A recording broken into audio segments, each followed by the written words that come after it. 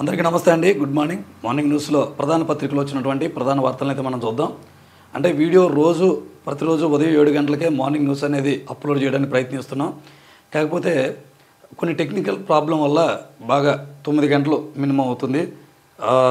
మరో 2-3 రోజుల్లో ఖచ్చితంగా 7 గంటలకే వీడియో అప్లోడ్ అయ్యే విధంగా మనం ఆ టెక్నికల్ ఇష్యూని పరిష్కరిస్తాం. పోతే ఈనాడులో బ్యానర్ వార్తగా గిగ్ ప్లాట్ఫామ్ వర్కర్లకు బీమా ధీమా, పీఎఫ్, ఈఎస్ఐ తదితర సౌకర్యాల కల్పన, ఏడాది దాటిన కార్మికులకు గ్రాడ్యుటీ, ఐటీ ఉద్యోగులకు 7వ తేదీలోగా జీతాలంట, కార్మికులందరికీ సామాజిక భద్రత రక్షణ, అమల్లోకి వచ్చిన 4 కార్మిక కోడ్లు. ఇక దేశవ్యాప్తంగా కార్మికులందరికీ సామాజిక భద్రత న్యాయం అందించేందుకు 4 కార్మిక లేబర్ కోడ్లను అమల్లోకి తీసుకొస్తున్నట్లు కేంద్ర ప్రభుత్వం ప్రకటించింది. కార్మికులందరికీ కనీస వేతనాలు అమలు చేయడంతో పాటు సకాలంలో వేతనాలు చెల్లిస్తూ ఆర్థిక భద్రత కల్పించినట్లు పేర్కొంది. గిగ్ ప్లాట్ఫామ్ వర్కర్లతో సహా కార్మికులందరికీ పీఎఫ్, ఈఎస్ఐ బీమా సౌకర్యాలు అమల్లోకి రానున్నాయని వివరించింది. దేశంలో ప్రస్తుతం అమల్లో ఉన్న 29 కార్మిక చట్టాల స్థానంలో రూపొందించిన వేతనాల కోడ్ 2019, పారిశ్రామిక సంబంధాల కోడ్ 2020, సామాజిక భద్రతా కోడ్ 2020, వృత్తిపరమైన భద్రత, ఆరోగ్యం, పని ప్రదేశాల్లో పరిస్థితులు కోడ్ 2020 ఈ 4 కార్మిక కోడ్లను దేశవ్యాప్తంగా ఒకేసారి శుక్రవారం నుంచి అమలులోకి తీసుకొచ్చింది. వీటిని నోటిఫై చేసినట్లు కేంద్ర కార్మిక మంత్రి మన్సుఖ్ మాండవీయ వెల్లడించారు. అంటే గిగ్ ప్లాట్ఫామ్ వర్కర్లు అంటే మనందరికీ తెలుసు, స్విగ్గీలో, జొమాటోలో, అలాగే బ్యూటీ పార్లర్స్ నిర్వహించే వాళ్ళు, వీడియో ఎడిటర్లు, స్క్రిప్ట్ రైటర్లు, కంటెంట్ రైటర్లు, వీళ్ళందరికీ కూడా పిఎఫ్, ఈఎస్ఐ సౌకర్యం వాళ్ళకు కూడా కల్పిస్తారట. ఇవన్నీ కూడా ఎలా అయితే పర్మనెంట్ అవ్వాలి. ఫస్ట్ కాంట్రాక్టు కార్మికులకి పర్మనెంట్ ఉద్యోగస్తులతో పాటు జీతాలు, గౌరవం కూడా ఉంటుందని చెప్పేసి ఈ కోడ్ల ద్వారా, ఈ పునరుద్ధరించడం ద్వారా, కొన్ని మార్పులు చేయడం ద్వారా అది సాధ్యమని చెప్పి కేంద్ర ప్రభుత్వం భావిస్తుంది. అయితే వీటిలో కొన్ని లోపాలు ఉన్నాయి. అవి మనం తీరిగ్గా మరో వీడియోలో వాటిని గురించి మనం మాట్లాడుకుందాం. ప్రస్తుతం కేంద్రం తీసుకొచ్చిన వాటి గురించి ప్రధానమంత్రి ఏం చెప్తున్నాడు, ఏంటి ఆ తీసుకొచ్చిన మార్పు ఏంటి అనేది మాత్రం ఇప్పుడు మనం చూద్దాం. కార్మిక సోదరులకు ఇది చారిత్రాత్మకమైన రోజు. 4 కార్మిక కోడ్లకు మా ప్రభుత్వం అమల్లోకి తీసుకొచ్చింది. స్వతంత్ర తర్వాత కార్మికుల ప్రయోజనాల కోసం చేసిన అతిపెద్ద సంస్కరణ అంట ఇది భారత్లోని కార్మికులకు మేలు చేస్తాయి, ఈజీ ఆఫ్ డూయింగ్ బిజినెస్ను మరింత సులభంతరం చేస్తాయి. ఈ సంస్కరణలో ఒక బలమైన వ్యవస్థ రూపొందుతుందని, కార్మిక హక్కుల రక్షణ కల్పించడమే కాకుండా దేశ ఆర్థిక అభివృద్ధికి కొత్త జలసత్వాన్నిస్తుంది. నూతన ఉద్యోగ అవకాశాలు లభిస్తాయి, ఉత్పత్తి పెరుగుతుంది, వికసిత్ భారత్ దిశగా మన యాత్ర వేగవంతం సాగుతుందని చెప్పి ఆయన అంటున్నాడు. అయితే వీటిలో ఉన్న లోపాలు ఒక మాటలో చెప్పాలి అంటే 8 గంటల పనిదినం నుంచి 12 గంటలు చేర్చుకోవచ్చు అంటున్నాడు. మినిమం 8 గంటల పనిదినం చేయాలని చెప్పి కార్మిక సంఘాలు, వామపక్షాలు డిమాండ్ చేస్తున్నాయి. ఈయన ఏమంటారు, ఓటీ చేస్తే ఓటీకి తగ్గ జీతం ఇవ్వండి, మీరు 8 గంటలు కాకుండా 12 గంటలు పని చేయించుకుంటే ఆ 10 గంటల జీతం ఇవ్వండి అంటారు. లేకపోతే 48 గంటలు పని చేస్తే ఆ జీతమే ఇవ్వమంటున్నారు. అంటే ఎంత పని చేస్తే అంత ఇవ్వమని చెప్తున్నారు. దీనితో బోనస్ ఇవ్వమని చెప్తున్నారు. దీంట్లో ఏంటంటే శ్రామిక దోపిడీ చేసే అవకాశాలు మెండుగా కనబడుతున్నాయి. అంటే అమెరికా లాంటి వాటిల్లో ఇన్ని గంటల పనిదినం అంటే ఉంటుంది, ఇన్ని డాలర్లు అని ఉంటుంది. ఇక అంతవరకు పని చేయాలి. అంటే అక్కడ 8 గంటలు పని చేస్తే ఎక్కువ డబ్బులు వస్తాయి. మన దేశం ఇంకా అభివృద్ధి చెందుతున్న దేశం కాబట్టి కొంచెం తక్కువ వస్తాయి. దీనివల్ల ఎంత పని చేస్తే అంతే. అంటే ఆ పని ఆశించి ఎక్కువ టైం పని చేస్తాడు, శారీరక శ్రమ అనుభవిస్తాడనమాట. అదే కనుక కార్మికులకు మినిమం వేతనం పెంచి 8 గంటలు కనుక ఫిక్స్డ్ చేస్తే తను 8 గంటలకి కష్టపడిన దానికి సరిపోద్ది, రెస్ట్ తెచ్చుకుంటాడు, మరుసటి రోజు పనిలో పాల్గొనడానికి అవకాశాలు ఉంటాయి. మరొకటి ఏంటంటే దీంట్లో ముఖ్యమైనది, మహిళలు కూడా రాత్రిపూట పని చేయడానికి అక్కడ వాతావరణం కల్పిస్తామన్నారు. మీరు ఎంత వాతావరణం కల్పించినా అది మట్టికి సాధ్యపడదు. అక్కడ లింగ వివక్ష అనేది ఖచ్చితంగా ఉంటుంది. మనకి ఎన్ని చట్టాలు తీసుకొచ్చినా ఆడవాళ్ళ మీద, చిన్నపిల్లల మీద అఘాయిత్యాలు ఏమన్నా ఆగుతున్నాయా? ఎంత క్రూరమైన చట్టాలు, దిశ లాంటి చట్టాలు, లేకపోతే ఫోక్సో లాంటి చట్టాలు తీసుకొస్తేనే నేరాలు అదుపులోకి రావట్లేదు. మనం తీసుకొచ్చిన ఈ కోళ్ళు అక్కడ వాతావరణం కల్పిస్తారంటే ఎలాగా? అది మట్టికి సాధ్యపడేది కాదు, మహిళలు రాత్రిపూట పనులు చేయటం అనేది. సో కొన్ని లోపాలు అయితే ఉన్నాయి. దీన్ని కులంకుశంగా చర్చించాలంటే మరొక వీడియో మనం ఖచ్చితంగా చేయాలి. ఇదంతా కూడా కేవలం కొన్ని మట్టికి బాగున్నా కానీ కొన్ని మార్పులు మట్టికి ఇవి పారిశ్రామికవేత్తలకు మేలు కలిగించేలాగే ఉన్నాయి. ఈజ్ ఆఫ్ డూయింగ్ బిజినెస్ను మరింత వేగవంతం చేయడానికే చూస్తున్నారు. కానీ కార్మికులు ఏ విధంగా లబ్ధి పొందుతారు, వాళ్ళు ఏ విధంగా పని చేయించుకోవాలి, మనం 8 గంటలకు పనిచేసి జీతం ఎక్కువ వస్తుంటే మనం ఖచ్చితంగా దాని మీద ఎఫర్ట్ పెట్టి చేయగలుగుతాం. కానీ శ్రమ ఎక్కువగా 12 గంటలు అంటే రేపొద్దున కంపెనీ వాడు 12 గంటలు చేయొచ్చు అంటాడు. అది 8 గంటల వరకు కుదించి అక్కడ రూల్ పెడితే 8 గంటలు పని చేయించుకుంటాడు. మనం కరెక్ట్గా పని చేయగలుగుతాం జీతం మంచిగా ఇస్తే. ఆయన ఎక్కువసేపు అక్కడ ఉంచితే ఎప్పుడు టైం అయిపోయిందో ఎప్పుడు వెళ్దామనే చూస్తాడు. భద్రత అంతా కూడా ఉండదు. ఇప్పుడు ఉన్న ఈఎస్ఐ ఆసుపత్రుల్లో చాలా వరకు అమలు కావట్లేదని, పిఎఫ్లో సరిగ్గా ఇవ్వట్లేదని కొన్నింటికాడ వాదనలు ఉన్నాయి. మినిమం ఎంత జీతం ఇవ్వాలని చెప్పి వాళ్ళు కఠినంగా పెట్టాలి రూల్స్. జీతం ఎక్కువ వచ్చే విధంగా ఉంటే కార్మికుడు బాగుపడతాడు, మనకి ఎక్కువ శ్రమ దోపిడీ జరగదు. సో ఇంకా ఉన్నాయి, దాన్ని వేరేగా మాట్లాడదాం. ఇక శ్రీవారిని దర్శించుకున్న రాష్ట్రపతి ముర్ము వాహనం దిగి తిరుమలలో భక్తులతో మాటమాంతి చెప్పారంట. అలాగే దేశానికి ఎంత చేయగలనో అంత చేశా, పూర్తి సంతృప్తితోనే వెళ్తున్నా వీడ్కోలు ప్రసంగంలో CJ justice BR Gavai.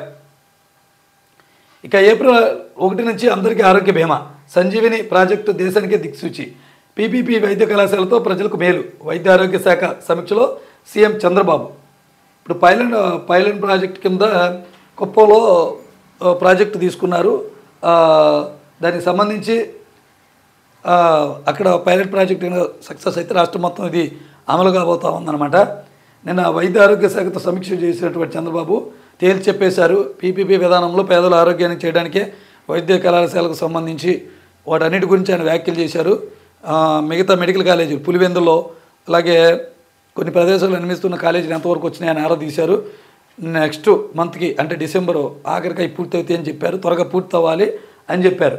Corporate వైద్యశాలలు కేవలం పట్టణ ప్రాంతాలకే కాదు పల్లె ప్రాంతాలకు కూడా తీసుకెళ్ళాలి, అక్కడ కూడా వైద్యశాలలు అందాలని చెప్పి అని అంటున్నారు. ఎంత ఇంట్రెస్ట్ ఉన్న ప్రభుత్వం ఆరోగ్యశ్రీ బకాయిలు ఎందుకు అంత ఉంచుతుంది అంటే వీళ్ళు పేరు మార్చారు అనుకోండి, ఎన్టీఆర్ ఆరోగ్య భరోసానో ఏదో పెట్టారో, మరి ఎందుకు అన్ని కోట్ల బకాయిలు?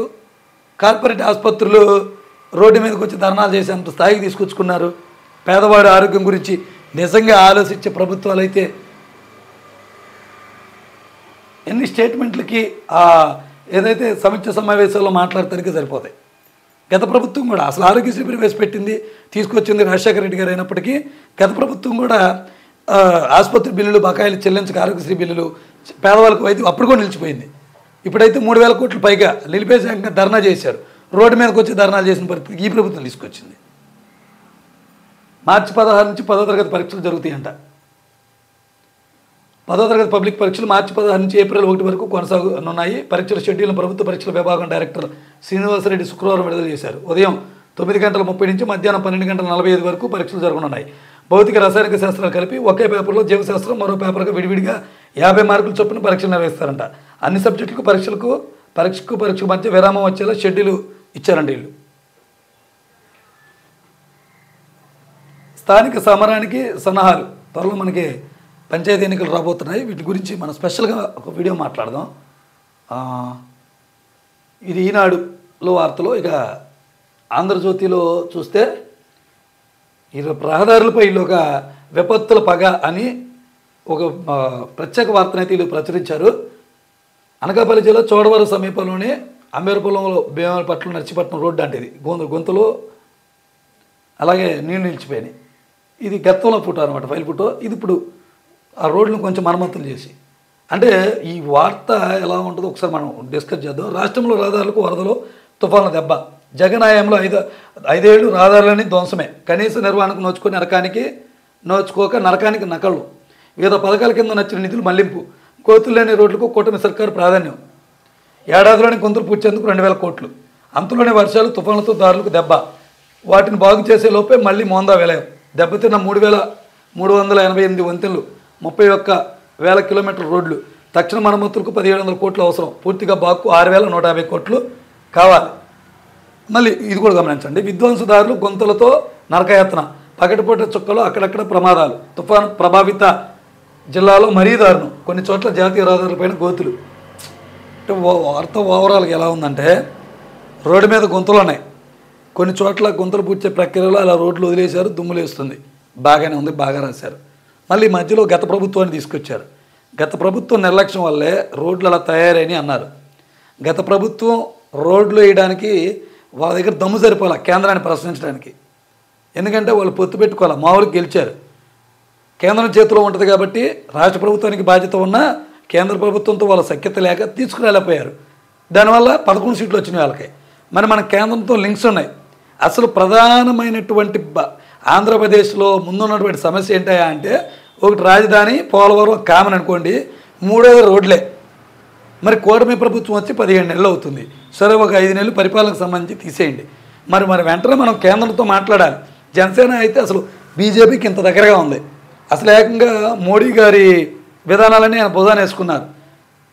ముందు చేకువేలాగా ఎక్స్పోర్ట్ అయినటువంటి పవన్ కళ్యాణ్ గారు తర్వాత సనాతన ధర్మ రక్షకుడిగా మారారు. అడ్డుబొట్టు నిలువుబొట్టు పెట్టారు, మాల ధరించారు, దేవాలయాలు ఊడ్చారు, ఎత్తారు, అన్నీ చేశారు. మరి కేంద్రంతో ఇంత సత్సంబంధాలు ఉన్నప్పుడు నరేంద్ర మోడీ గారు 2-3 సార్లు ఆంధ్రప్రదేశ్కి వచ్చినప్పుడు రాష్ట్ర ప్రయోజనాల గురించి గట్టిగా అక్కడ మాట్లాడింది లేదు, ఏమీ లేదు. పోనీ ఇక్కడున్న కూటమిలో భాగమైనటువంటి ఎలక బాధ్యత ఉంది కదా, మరి రోడ్లు 17 నెలల నుంచి ఎందుకు వేయలేకపోయారు? వాటికి నిధులు ఎందుకు కేటాయించలేకపోయారు? 2,500 కోట్ల వీటిని మళ్ళీ మరమ్మతులు చేయడానికి ఇంకా 2,000 కోట్లు, ఇంకా 4,000 కోట్లు అయితే రోడ్లు అయిపోతాయి కదా. మళ్ళీ ఈ 2,000 కోట్లు కూడా వృధా, ప్రజాధనం మొత్తం వృధానే. గొంతులో రోడ్లు పోర్చడం కాదు, అందుకు కాదు మిమ్మల్ని ఎన్నుకుంది, రోడ్లు బాగు చేయమని. దాన్ని కవర్ చేయడానికి వార్త అనమాట. ప్రజల్లో వ్యతిరేకత ఉంది, కవర్ చేయడానికి కవరింగ్ వార్త. ఇది సమస్యల గురించి వచ్చింది కాదు. సమస్యను ప్రస్తావిస్తూ గత ప్రభుత్వం మీదకు దోసేశారు. మేము వచ్చి కనీసం గోతులు పూడ్చాం, ఈ ప్రభుత్వం వచ్చి గోతులు పూడ్చింది, జగన్ అది కూడా చేయలేదు అన్నారు. గోతులు పూడ్చి ఏదో రోడ్లు వేసినట్టుగా రాశారు ఈ వార్త. మళ్ళీ దీనికి ఒక గ్రౌండ్ రిపోర్టు వేసనం. ఈ కార్మికులందరికీ సామాజిక బాధ్యత అనేది ఇక్కడ కూడా హైలైట్ చేసి రాశారు. ఇక ఎడ్మా ఎన్కౌంటర్ అనేది పూర్తిగా పోటుకం అంట. 15న విజయవాడ ఆసుపత్రి నుంచి ఆయనతో పాటు మరి కొందరిని ఎస్ఐబి పోలీసులు తీసుకెళ్లారంట. కేంద్ర హోంశాఖ ఆదేశాల మేరకు చిత్రహింసలు పెట్టి కట్టుకదాల్లారు, చంపి కట్టుకదాల్లారు. టెక్ సెంటర్ సహా మరికొందరిని అలాగే హత్య చేశారు. ఫాసిస్ట్ ఆర్ఎస్ఎస్ బీజేపీ మనవాదుల దమనకాండ అంటే ఇది. కానీ ఖనిజ దోపిడీ కోసమే నక్సల్స్ హత్యలు, మావోయిస్ట్ పార్టీ ఇది తేల్చింది. 23న దేశవ్యాప్తంగా నిరసన దినం ప్రకటించాలని పిలుపుని కూడా ఇచ్చిందంట. వీళ్ళు ఎన్కౌంటర్లో చనిపోవాలా, వీళ్ళు ఎలాగో అలుగుల నుంచి తప్పించుకొచ్చారు. విజయవాడ వచ్చి అక్కడ ఆసుపత్రిలో చికిత్స పొందుతుంటే కొంతమంది వెన్నుపోటుదారులు వాళ్ళు ఇచ్చిన సమాచారంతో పట్టుకెళ్ళి ఈ బీజేపీ ఆర్ఎస్ఎస్ భావాజాలగిన వ్యక్తులు వీళ్ళిద్దరు ప్రోత్సాహంతోనే వాళ్ళిద్దరిని చిత్రహింసలు పెట్టి చంపేశారు. ఇది ఎన్కౌంటర్ కాదు, బోటప్పకి ఎన్కౌంటర్ అని చెప్పేసి మావోయిస్ట్ పార్టీ లేఖ విడుదల చేసింది. అందుకు బంద్ కూడా ఈ నెల 23న బంద్ కూడా ప్రకటించిందనమాట. చర్చలతో సఫలమయ్యేది, వాళ్ళ ప్రాణాలు తీయటం ఎందుకు మన దేశ పౌరుల్ని? పాకిస్తాన్తోనే చర్చలు జరిగితే మన సైనికులు చనిపోతేనే మనం పొత్తు పెట్టుకో మళ్ళా శాంతి ఒప్పందాలు పాటిస్తున్నామే, మన దేశ పౌరులు కదా. ప్రతి ఒక్కళ్ళు అంతే పాజిటివే. మీరు చూడండి ఏ ఛానల్లో ఈ వార్త ప్రసారాలు అయినాయి దాని కింద కామెంట్స్లో చూడండి. ప్రతి ఒక్కళ్ళు మావోయిస్టులకే ఇది పలుకుతున్నారు, లాల్ సలాం అని కామెంట్లు పెడుతున్నారు. బీజేపీ ఇది గమనించాలి. పీపీపీ కాలేజీల నియంత్రణ సర్కారుదే అని చెప్పి చంద్రబాబు నాయుడు గారి స్టేట్మెంట్ అయితే అక్కడ కూడా వీళ్ళు ఇది చేశారు. అలాగే వివేక హత్య కేసులో అక్కడ ఆధారాలు చెరుపుతున్న మౌనంగా ఉన్నాడని చంద్రబాబు గారు ఆరోపించే సీఐ శంకరయ్య ఉన్నారు కదా. ఈ మధ్య ముఖ్యమంత్రికి కూడా ఆయన నా ప్రతిష్టకు భంగం కలిగిందని నోటీసు కూడా పంపారు. ఆయన ఇప్పుడు సస్పెండ్ చేశారన్నమాట. సస్పెండ్ కాదు, ఇక్కడ డిస్మిస్ చేశారు ఉద్యోగం నుంచి. విచారణ కమిటీ ముందుకు రాని ఫలితం, సర్వీస్ నుంచి తొలగిస్తూ ఉత్తర్వులు. వివేక హత్య సాక్షులు చెరిపేసిన సిఐ వారించలేదని అప్పట్లో చంద్రబాబు ఆరోపణ. తన ప్రతిష్టకు భంగం కలిగించేలా ఇటీవల సీఎంకే నోటీసులు ఇచ్చిన శంకరయ్య. వివేక దర్యాప్తు సక్రమంగా చేయలేదని శంకరయ్యపై అభియోగాలు ఉన్నాయంట. విచారణ కమిటీ ముందుకు కూడా రాలేదు ఆయన. ఈ నోటీసులు పంపించడంతో ప్రభుత్వానికి కాలింది ఎక్కడో డిస్మిస్ చేసి పారేశారు. ఇది అలాగే సాక్షిలో ఈరోజు బ్యానర్ వార్తగా అరటి రైతు ఆశలకు గెల్లంతు, పంట ధరలు దారుణంగా పతనంతో కుదేలైన అన్నదాతలు. నిన్న చూడొచ్చు మనం ఈనాడులో కూడా ఇదే ఐటమ్ రాశారు వాళ్ళు. ఏంటంటే కింటా వచ్చి 26 టన్నులు ఉండాలి, టన్ను అది 1000 రూపాయలు ఉంది. డజన్ అరటిపళ్ళు సిటీలో 60 నుంచి 70 రూపాయలు అమ్ముతున్నాయి. మరి రైతుకి ఎంత పడుతుందంటే డజన్కి వచ్చి 15 రూపాయలు 10 రూపాయలు పడుతుంది. చాలా దారుణంగా పడిపోయింది రైతుది. సో ఇది దాని గురించి రాశారు. ప్రభుత్వం వీళ్ళని ఆదుకోవాలి, రైతులను ఉద్ధరిస్తామని చెప్తున్నటువంటి ప్రభుత్వాలు వీళ్ళ మీద ఇది ఉండాలి. అసలు కూటమి ప్రభుత్వంలో వచ్చాక మిర్చి రైతు కావచ్చు, పొగాకు రైతు కావచ్చు, ఇప్పుడు అరటి రైతు కావచ్చు, రైతులందరూ గిట్టుబాటు ధరలకు రోడ్లు ఎక్కిన పరిస్థితులు కనబడుతున్నాయి. కానీ నిన్న ఆయన సమీక్ష సమావేశంతో వ్యవసాయానికి సంబంధించిన అధికారులతో, మార్కెటింగ్ సంబంధించిన అధికారులతో సమీక్షల మట్టికి 17 నెలల నుంచి కూడా కుటుంబ ప్రభుత్వం అధికారంలోకి వచ్చిన తర్వాత నుంచి కూడా రైతుల ముందు నడిపిస్తున్నామని చెప్పి సీఎం గారు స్టేట్మెంట్లు ఇస్తున్నారు. అలాగే కృష్ణా జలాలపై రాష్ట్ర హక్కుల పరిరక్షణ ఇంత నిర్లక్ష్యమా, చంద్రబాబు సర్కారు నిర్వాహకాలను ఎండగడుతూ వైఎస్ఆర్సీపీ అధ్యక్షుడు వైఎస్ జగన్ లేఖ. ఈ కృష్ణా జలాలకు సంబంధించి నేను బహిరంగ లేఖ రాశారు ముఖ్యమంత్రి గారు. సో ఇవి ఈరోజు పత్రికల్లో వచ్చినటువంటి ప్రధాన వార్తలు.